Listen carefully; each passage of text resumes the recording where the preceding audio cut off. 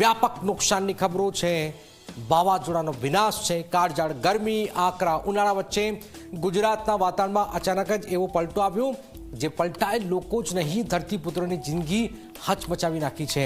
આખરે છાપરા ઉડી ગયા છે, ઘઉંનો પાક જે છે એ ઊંધો વળી ગયો, વૃક્ષો ધરાશયી થયા, અનેક વિસ્તારોમાં તો મિની વાવાઝોડાએ બધું જ વેર વિખેર કરી નાખી છે। ત્યારે આ ભયાનક પરિસ્થિતિમાં ગુજરાતમાં શું સ્થિતિ સર્જાઈ છે, આવું જોઈએ, જાણીએ, સમજીએ।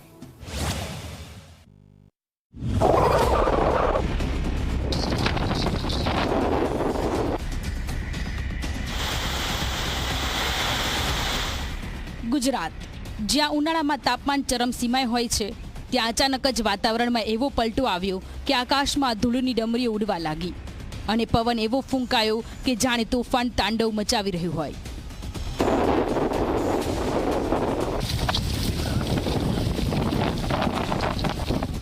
સૌથી પહેલા વાત અમદાવાદની, જ્યાં વહેલી સવારે જોરદાર પવન ફૂંકાયો અને અનેક વૃક્ષો ધરાશાયી થયા। હોર્ડિંગ્સ તૂટી ગયા, તંત્રને તાત્કાલિક કામગીરી હાથ ધરવી પડી। વેસ્ટર્ન ડિસ્ટર્બન્સની અસર રાજ્યમાં વર્તાઈ રહી છે, જેના કારણે વહેલી સવારથી જ વાતાવરણમાં ફેરફાર જોવા મળી રહ્યો છે। અત્યારે અમદાવાદ વિસ્તારમાં હું ઉપસ્થિત છું અને અહીં હાલ દ્રશ્યો આપ જોઈ રહ્યા છો કે વાદળછાયું વાતાવરણ તો છે જ, પરંતુ તેની સાથે ભારે પવન પણ ફૂંકાઈ રહ્યું છે।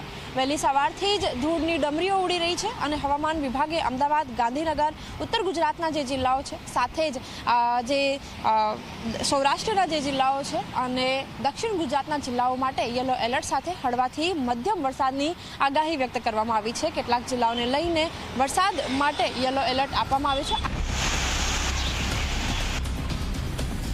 ઉત્તર ગુજરાતમાં પણ પવન અને વરસાદે કોપ વરસાવ્યો।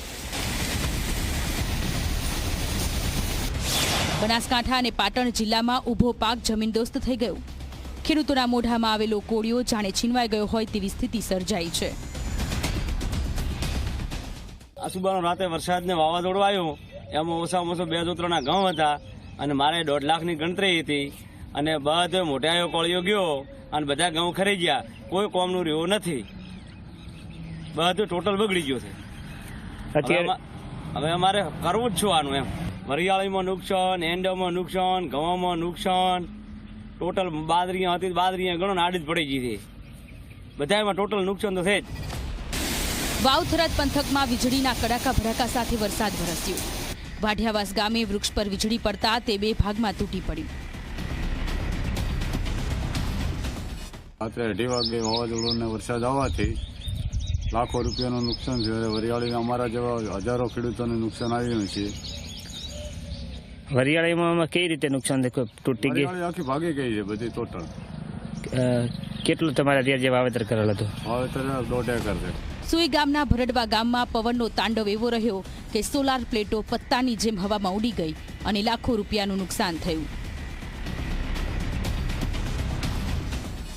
મારા દાદાએ ખેતરમાં તમાકુ વાવી હતી, એમાં 1.5 લાખનું નુકસાન થયું છે। તેથી કરીને સરકારે અમને વળતર કરી આપે એવી અમારી નમ્ર વિનંતી।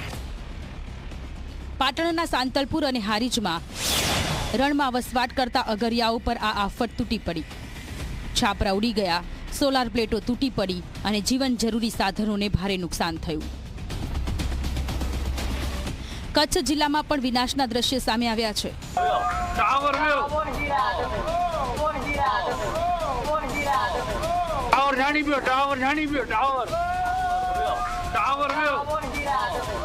રાપર અને અબડાસા પંથકમાં જીરું, ઈસબગુલ અને એરંડાના પાકને મોટું નુકસાન પહોંચ્યું છે।